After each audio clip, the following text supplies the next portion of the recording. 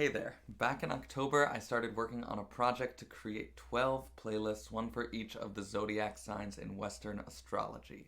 I quickly became obsessed with this, and I've been using it as a form of meditation on the meaning of each sign as we pass through the zodiac. These playlists are pretty long, each one about 4 to 8 hours, and they can be listened to either on shuffle or straight through for a more intentional journey through the themes and contradictions of each sign. Each playlist is filled with songs by artists who are native to that sign, but of course, the sun sign is just one part of the birth chart, and popular astrology so often gets reduced to just the sun sign, when in truth, the zodiac is a reflection of the entire human psyche and condition, so the driving force in choosing songs for each of these playlists was not the birthdays of the artists, but rather the core spirit and messages of the songs in relation to the zodiac sign. In this way, I've done my best to honor the complexity of both the artists and the symbols. I'll be creating these accompanying videos with each playlist over the next astrological year. So you can check out the Aries one from last month and stay tuned for Gemini next month. The full videos and write-ups will be available to patrons, and shorter forms of them will go out on social media. I hope both the playlists and these videos help you to appreciate the richness of the zodiac in ways that serve your personal evolution and spiritual growth. I'm having a lot of fun with this, and I'm feeling inspired by the shift into Taurus season to see it all the way through. There's a magnolia tree in my parents' front yard that all my life has stood like a queen overlooking her land. Some of my fondest childhood memories are of climbing that tree with my sisters. These days, though, she could hardly support the weight of one of us, let alone all three. Our magnolia continues to droop a little lower every year and has to be propped up.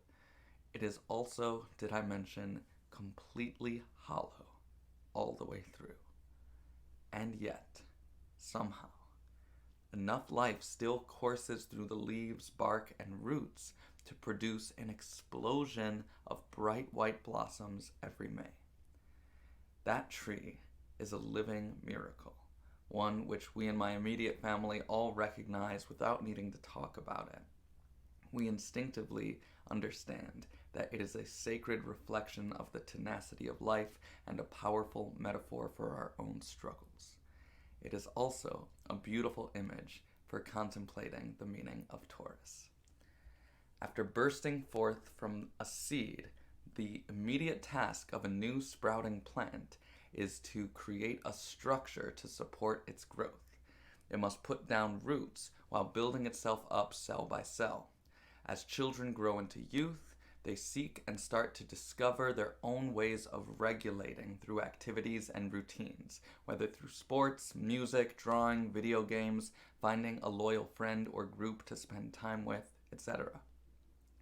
After experiencing the ecstatic and dramatic rebirth into embodiment represented by Aries, consciousness seeks peace, rest, contentment. A favorite children's book in my home was the story of Ferdinand the Bull. Remember Ferdinand? He liked to sit just quietly and smell the flowers. He had a favorite spot out in the pasture under a cork tree. Remember what his mother asks him? "Why don't you run and play with the other little bulls and skip and butt your head?" she would say. But Ferdinand would shake his head. "I like it better here where I can sit just quietly and smell the flowers." When Ferdinand grows up and gets taken to a bullfight, he surprises and disappoints the crowd by choosing not to fight, but rather simply to smell the flowers that have been thrown into the ring. That's Taurus, capable of showing great strength and energy, but at the end of the day, seeking simplicity, peacefulness, and communion with nature. So Taurus represents the impulse to seek stability, but in order to stay healthy, it must create the kind of stability that can support change and growth. Taurus naturally leans into the tradition stability side, and this is of course both its strength and its weakness. Taurus's shadow grows when they get too comfortable, to the point of becoming immobilized, addicted, rigid, or stuck in old patterns of thought and behavior. Because of their natural patience, resilience, and readiness for the long haul, Taurians are natural movement builders. Their loyalty and perseverance make them invaluable for organizing and revolutionary struggle. Taurus comrades can help build long-lasting and strong organizations over their lifetimes. Again, the shadow side of Taurus can lead to seasoned veterans and wise elders turning into doctrinaire old heads who are resistant to change and to new ideas that challenge their schemas. The stubbornness of the bull can be both its greatest asset and its Achilles heel. Another important contribution that those with Taurus medicine have to bring to the movement is an awareness of the need for self-care along the way. Taurus knows that we can only give to others as much as we give to ourselves, and that revolutionary perseverance requires a commitment to sustainable work rhythms and constant self-nurturing. In our colonized culture, in which even our very efforts to oppose the oppressive effects of capitalism so often take on a frenzied pace, mimicking the industrialized model of work and producing the same dehumanizing, production-obsessed mentality, this wisdom is more important than ever. Above all, Taurus serves our revolution by offering us a grounded vision of peace, like a North Star for us to follow. Like Ferdinand, Taurus asks us to visualize what we want at the end of the day. Do we want to fight each other? Or would we rather simply enjoy the beautiful world we have been given? What would you do if you didn't have to work for money to pay for your basic needs? What would your morning routine be like? Would you sleep in? Or wake up early to get out into nature, or to your meditation or creative practice? Where would you spend your time?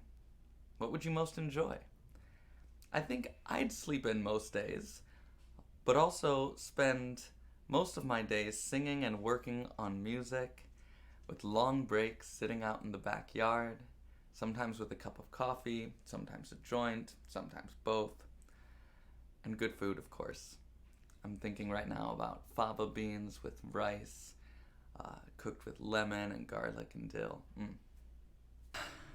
This playlist is full of simple pleasures to evoke the peacefulness of spring, morning, and rest. It's good for hanging out at home, commuting or traveling, doing any kind of repetitive work, or pretty much any time you want some relaxed, chill vibes but still want to feel creative or in the zone. It's also good for healing, self-care, and resilience.